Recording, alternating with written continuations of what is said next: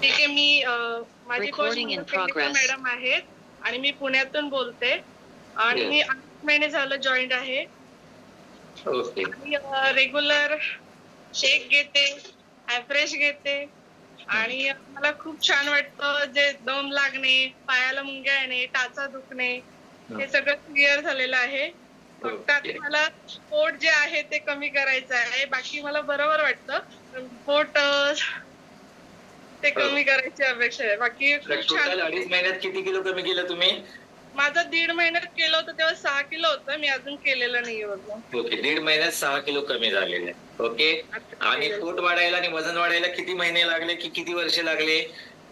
ते second delivery नंतर काहीतरी 4-5 वर्षात झालेले आहेत तसं. 4-5 वर्ष लागली ना वेट वाढवायला, वेट कमी करायला आणि प्रॉपर रिझल्ट यायला 4 महिने तर द्यावे लागतील.